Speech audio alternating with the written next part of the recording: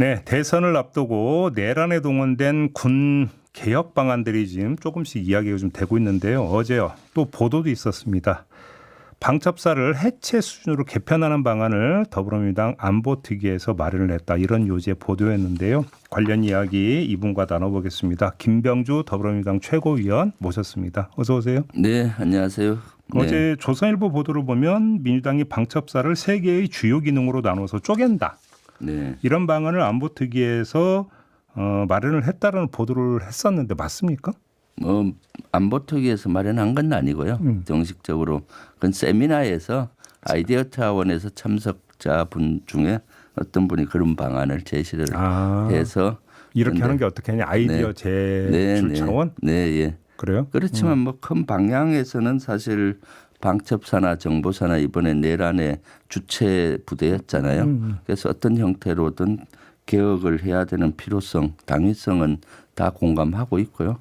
강론에서 어떻게 할 건지는 아직 구체화된 바는 없습니다. 그럼 아직 당안이 아직은 뭐 도출이 된 건 아니다. 네네. 그러면 의원님 개인 견해는 어떠세요? 어떻게 개혁을 해야 된다고 생각하세요? 저는 사실 이번에 특히 내란과 관련된 조직들 있잖아요. 방첩사, 정보사 이런 데는 좀 대대적인 개혁이 필요하다고 봐요. 사실 방첩사, 정보사는 국가 중요 자산인 일이기도 합니다. 네. 그렇다고 뭐 해체하고 뭐 이런 거는 바람직하지 않고요. 네. 정치에 휘둘리지 않고 지금처럼 구태타나 이런 데 관여할 수 없게 만드는 시스템을 만드는 게 좋죠. 규정이나. 그러니까 일단 방첩사 같은 경우는 계속 문제가 되는 조직이잖아요. 네. 그러니까 전두환 신군부 세력의 그러니까 어찌 보면 거점 역할을 했고 12.12 쿠데타의 핵심이었고. 그렇죠. 네. 그다음에 박근혜 정권 때는 그때 이름이 기무사였었는데 이른바 그 개헌 문건을 작성한 곳이 또 그 지금의 방첩사고 안보 지원사로 바꿨다가 또 방첩사로 바꾸고. 그 요번에 또 방첩사 이름 또 돼가지고 또 이 내란 사태에 가담을 했고. 네. 이게 뭔가 좀 구조적인 문제가 있다고 봐야 되는 겁니까? 어떻게 봐야 되는 겁니까? 구조적인 문제가 있죠. 사실 방첩사가 그만큼 군의 비중이 크다는 겁니다. 방첩사는 사실 군의 자체로 일어난 구태타를 예방하고 자정 기능이잖아요. 오히려 그 기능을 해야 되는 거죠. 네, 하기 때문에 모든 군을 그 정보를 수집이 가능한 부대가 방첩사거든요. 네. 손금처럼 군의 움직임을 볼 수 있는 조직이 방첩사인데 그러니까 이번 내란이나 이런 데도 그런 방첩사의 도움 없이는 하기 어려운 구조거든요. 방첩사를 잡지를 못하면 이른바 쿠데타라는 거 하는 것들은 성립이 안 되기 때문에. 네, 그렇죠. 친위 구태타든 무슨 그렇죠. 구태타든 현 시스템은 방첩사 조직을 활용하지 않고는 어려운 구조거든요. 쿠데타를 모의하는 세력에게는 최우선 순위가 방첩사 확보. 네, 모든 군의 정보를 손금처럼 볼 수 있으니까 그래서 사실은 문재인 정부 때 방첩사를 개혁하면서 기능을 축소하고 규모를 축소해서 어느 정도 그런 것이 됐었는데 윤 정권 들어와서 또 방첩사를 대대적으로 늘리고 그랬잖아요. 네. 그래서 사실 방첩사의 기능은 좀 줄여야 되고요. 그리고 또 법과 규정도 정비를 하고 또 일부 군 내에 있는 기능은 군 내로 흡수를 하고 그런 것들이 필요한데 그렇다고 뭐 해체 수준까지 가는 건 전 바람직하지 않다고 보고요. 그 고유의 또 기능이 있지 않습니까? 핵심은 아무래도 그러면 기능의 분산 이게 되겠네요. 네, 좀 분산하면서 좀 예를 든다면은 좀 축소하고. 그렇지만은 고유의 기능은 할 수 있게 살려놓는 그런 방안인데 아직 강론은 뭐 제가 이렇다 저렇다 하면은 지휘부기 때문에 그래서 강론까지 구체적으로 얘기하긴 뭐하고요. 저도 아이디어 차원이고 이런 건 아직 우리 공약으로 발전시킨다든가 이런 논의는 아직 한 적은 없습니다. 정보사도 이번에 상당히 많이 이야기가 됐었잖아요. 네네. 정보사는 어떻게 손을 대야 된다고 생각하세요? 사실 정보사가 우리 정보가 미래에도 그렇고 현재도 그렇고 대단히 중요하잖아요. 네네네. 그리고 대단한 중요한 정보 자산이고 그런데 이번에 처음으로 이 계엄에 휘둘려 버려 갖고 아주 참 불행한 일이었죠. 그래서 여기도 정보사의 고유 기능은 살리되 이런 데 휘둘리지 않게 어떻게 할 것인가 그거는 좀 더 고민이 많이 필요한 부분입니다. 일단 좀 그 기억을 더듬어 이른바 오비들 있잖아요. 오비들. 네네. 오비들 문제를 어떻게 풀어야 된다고 생각하세요? 제일 중요한 것은 정보사가 사실은 현역 큰 문제가 없다고 보는데 이 전역한 오비들이라든가 전역한 또 정보사 출신들과 커넥션이 계속 있다는 것이 노상훈이 큰 그런 문제예요. 경우잖아요. 네. 지금 왜냐하면 정보는 좀 연속성이 있잖아요. 네네네. 전역하더라도 정보 기능에 자기 조직을 갖고 있었던 사람들이니까 그런 사람을 활용하면 정보 수집이 쉬워서 자꾸 연계성을 가지다 보니까 전역한 정보맨들이 계속 영향력을 행사하잖아요. 네네. 그런 고리를 끊는 것이 중요하다고 봅니다. 그 정보사 얘기했으니까 어제 나온 뉴스 하나 좀 확인 좀 부탁드리겠는데요. 그 12.3 내란 직후에 그때 제기됐던 의혹 가운데 하나가 이 블랙 요원들에게 청주공항 폭발을 그 지시를 했다. 그리고 이들이 지금 복귀를 안 하고 있다. 이게 제기가 됐었잖아요. 네, 그렇죠. 근데 이게 그 이 제보자를 지금 색출하고 있다는 보도가 어제 나왔거든요. 네네. 혹시 관련해서 파악한 내용이 있습니까? 네, 그때 제보했던 불행 요원들이 그 제보했던 국회의원, 그 지역 국회의원, 의원한테 다시 또 제보를 했더라고요. 본인들이 좀 고통을 겪고 있다. 제보자가 누군지 색출 작업도 그 조직 내에서 하는 것 같다. 그래서 어제 기자회견도 이강희 의원이 하셨거든요. 그래서 그런 것들을 지금 모니터링을 저희들도 계속 하고 있습니다. 그러면 지금 색출을 하고 있는 조직이 어디라는 겁니까, 그러면? 그게 점조직이다 보니까 사실 수사를 해야 밝혀질 사항입니다. 그런데 불구하고 지금 그런 수사가 전혀 이루어지지 않고 있잖아요. 그러니까요. 내란에 대한 수사는 병산의 일각으로만 이루어지고 있고 그런 군내 제보됐던 이런 조직들 이런 것들을 사실 수사를 해서 실제 뭐가 이루어진 건지 좀 발본색원해야 된다고 보고요. 사실 이번에 미국이 민간 국가 지정한 것도 저는 이거와도 많이 연관이 있다고 봐요. 그때 제보자들이 청주 기지도 있었고 사드 기지 뭐 또 대구 공항 이런 데 있었잖아요. 미국 입장에서 경악할 내용. 그렇죠.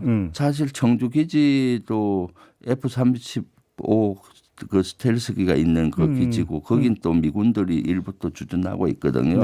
그러니까 미군들이 이런 정보들이 경악을 하는 거고 그러니까 한국 현 윤 정권이나 이런 정권들을 믿을 수가 없다라는 결론이 날 거 아닙니까? 그러니까 민간 국가 믿을 수 없는 국가로 지정하는데 사실 핵무장 자체무장 뭐 이런 것들이라든가 뭐 우리가 핵 기술 뭐 이런 걸로만 언론에 나오던데 저는 이 민간 국가 지정이 그때 제보됐던 이런 불행 요원들 이런 거와도 깊은 연관이 있다라고 저는 개인적으로 생각하거든요. 그래서 이것은 수사로 밝혀져야 된다. 근데 여기서 이제 그 제보자 색출 뉴스를 듣는 순간에 이제 많은 분들이 그걸 떠올렸을 것 같은데 지금 군 안에서 어떻게 돌아가고 있는 것이냐. 정말 이게 지금 뿌리까지 가 닿아서 그래서 어떤 근절 작업이 완료가 된 거냐. 그건 아닌 것 같다. 예를 들어서 또 하나 나왔던 게 707 특임당 그 김현태 단장. 부하들에게 탄원서를 강요를 했다는 뉴스가 있었잖아요. 이 문제는 어떻게 됐어요? 어떻게 바꾸고 계세요? 그러니까요. 그런 아직도 특전사라든가 군내 이런 내란 세력의 뿌리가 제대로 제거되지도 않고 있고 이런 각성도 안 되고 있다는 거죠. 탄원서는 707 단장이 보직 해임됐잖아요. 그것이 부당하다는 탄원서인데 그것을 이제 내용도 아주 부적절하고 형식도 부적절해요. 내용에서는 가짜 뉴스와 혈혈 단신으로 싸우고 있다. 김현태가 그래서 그렇게 돼 있어요. 가짜 뉴스 예를 들면 뭐 여러 가지 가짜 뉴스와 혈혈 단신으로 싸운다 이런 내용도 있고요. 그리고 그것이 강압에 의해서 거기 707 단원들 이름을 넣고 한다고 하잖아요. 강요. 그런 두 가지 다 문제가 있기 때문에 저는 국방부 차관한테 이거 조사하고 관련자들을 처벌해야 된다라고 했죠. 707 내에 그 밑에 있는 간부급들이 아직도 정신을 못 차리고 있는 거죠. 그러니까 뭐 지금 예를 들어서 뉴스토마토 기자를 그 국회 앞에서 체포를 시도를 했다든지 MBC 기자도 마찬가지 위협적인 어떤 그런 모습을 보였고 현장에서 벌어진 일이잖아요. 근데 이거에 대해서 뭐 수사가 아직까지 거기에 안 닿아 있는 거잖아요. 그렇죠. 사실은 707 특전사령관하고 일부만 지금 수사를 하는 거고 그러한 것들이 이루어지지 않고 있어서 사실 내란 관련 수사는 저는 빙산의 일각이라고 봅니다. 이번에 전국 비상계엄이었는데 사실 20여 개 지역계엄사령부가 운영이 됐는데도 그런 거 조사 하나 이루어지지 않고 있거든요. 그러니까 사실 엄밀히 따지면 국방 개혁을 논하기 이전에 진상 규명부터가 다 끝났어야 되는데. 그렇죠. 자체 이것은 진상 규명을 완벽히 해서 직간접적으로 누가 관여됐는지를 밝혀내야 되잖아요. 그렇죠. 그래야 그다음 해답이 나오는 겁니다. 그런데 그런 조사가 안 이루어진 상태이고 이런 상태에서 국방부에서는 또 뭐 장군 인사까지 한다고 그러잖아요. 어떻게 된 거예요, 그 얘기는? 지금 진행이 되고 있는 겁니까? 진행이 되고 있죠. 그래서 제가 이번 화요일 날 대정부 질문에서 세기를 박으려고 노력을 했으면 그거 해서 안 된다라고요. 원래 장군 인사는 뭐 일상적으로는 4, 5월에 한 번 하고 전반기 10월이나 11월에 후반기 하는 겁니다. 그래서 그런데도 불구하고 지금 군은 일상적으로 하던 루틴한 방법으로 그대로 하려고 지금 하고 있는 거죠. 정기 인사다. 네, 정기 인사. 그런데 지금 상황은 정기 인사처럼 해서는 안 되지 않습니까? 그렇죠. 왜냐하면 지금은 장군 인사의 최종 결재권자는 대통령이고 또 이걸 재청심의위원회를 하는 인원은 정식 국방부 장관으로 나왔어요. 법에는 대리가 나오는 거 없어요. 그러면 장관 대행은 안 못한다? 법적으로 다툼이 있죠. 그리고 또 6월 3일 날 대선이 이루어지지 않습니까? 그렇죠. 그럼 인사권을 정식으로 가든 다음 대통령이 해야 되고 그랬더니 김선호 차관은 대통령 오더라도 장관 임명하고 청문회 하고 하면 7월 8일 늦어져서 어렵다라고 해서 6월 달에는 최소만 하고 진짜로 전역을 앞둔 인원이라든가 하고 이런 내란에 대한 조사가 다 끝나고 10월 11월 정기 인사에 대대적으로 하면 된다라고 방법까지 제시를 해줬어요. 근데 지금 예를 들어서 그러면 그 인사 대상자 중에서 옥석이 다 가려졌다가 전제가 되는 거잖아요. 네. 그래서 그러면 누구는 내란하고 아무 상관이 없이 깨끗한 사람이고 누구는 지금 의심 대상이니까 안 된다. 이게 일단 갈라졌어야 되는데 이게 다 갈라졌다고 봐야 되는 그거는 갈라지지 않은 상태에서 그동안의 인사 레코드만 가지고 하는 거는 문제가 크죠. 이번처럼 역사적인 오점을 남기고 큰 문제인데 여기에 옥석을 가지는 게 저는 가장 중요하다고 보거든요. 그렇죠. 그렇기 때문에 장군 인사를 이번 4월 5월 해서는 안 된다. 또 이 장군 인사를 하는 뒤에는 또 한덕수 권한대행이 있다는 소문이 있거든요. 네, 그래서 제가 또 그렇고 우리 당에서도 그렇고 여기에서는 해서는 안 된다 하고 있고요. 사실 박근혜 탄핵 때도 비슷한 시점에 됐잖아요. 그때도 장군 인사를 하지 않고 문재인 대통령이 온 상태에서 송영무 장관을 먼저 임명을 하고 좀 늦어졌어요. 몇 개월. 그때 저도 인사 대상이었는데 좀 한 원래 보직보다 3, 4개월 더 했죠. 그래도 문제 없습니다. 알겠습니다. 네. 모신 김에 한미연합사 부사령관도 지내셨잖아요. 네. 이걸 한번 좀 여쭤볼 텐데 이제 방위비 분담금 문제가 이제 지금 숙제로 떠오르고 있거든요. 어떻게 전망을 하세요? 어느 정도까지 지금 청구서를 내밀 거라고 전망을 하십니까? 저는 방위비 분담금 협정은 이미 한미가 합의가 돼서 우리는 국회까지 통과됐잖아요. 작년에 5년으로 해서 됐죠. 네, 5년 했고 26년부터 발효가 돼서 26년부터 한 30년까지 할 수 있는 그 합의가 됐고 했기 때문에 우리 스스로 자꾸 방위비 분담금을 거론하는 건 적절하지 않다고 봐요. 이슈하는 것은. 그래서 미국이 방위비 분담금 얘기하더라도 이것은 합의가 끝난 것이다. 우리 대한민국 국회가 통과된 것이다. 이렇게 설득을 시켜야 돼요. 그렇게 버텨야 된다. 네네 그렇죠. 그리고 그 일본은 뭐 방위비 분담금하고 뭐 패키지로 뭐 해서 줄 건 주고 받을 건 받자 하는데 그것은 어리석은 생각이에요. 저는 트럼프 일기 때 트럼프의 협상 전략을 엄청 스터디를 했었거든요. 트럼프의 전형적인 협상 전략은 머리 들여넣기 전략입니다. 2개를 원할 때 10개를 요구하는 겁니다. 일단 세게 치고 나중에 이제 한 2-3개 받아내는 거거든요. 끌려가면 안 된다 이런 거죠. 그렇죠. 지금이 이제 전형적인 머리 들여넣기 전략을 하고 있는 겁니다. 모든 나라에 뭐 관세 뭐 25%를 한다 엄청 때리잖아요. 그리고 또 후퇴했지 않습니까? 점점 후퇴할 겁니다. 이것이. 그런데 제가 우려되는 거는 한덕수 권한대행이 뭔가 관세 협상을 주도하면서 하려고 할 거예요. 하고 있지 않습니까? 여기서 지금 막 뭔가 결론을 내리려면은 머리 들여넣기 전략이 10개 요구하면 10개를 줘야 되는 겁니다. 이거는 인내를 가지고 설득시키고 해야 되기 때문에 알겠습니다. 최종 협상 타결은 다음 정부에서 해야 네. 된다 봅니다. 모신 김에 하나 더. 지금 그 여야 후보 가리지 않고 용산 대통령실에는 안 들어가겠다. 네. 이런 목소리가 많이 나오잖아요. 네.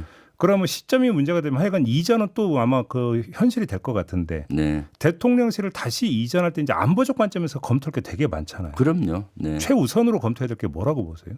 실제 저는 대통령실 이전 3년 전에 할 때 가장 반대했었습니다. 네. 용산으로 갈 때 네. 안보적인 취약하다.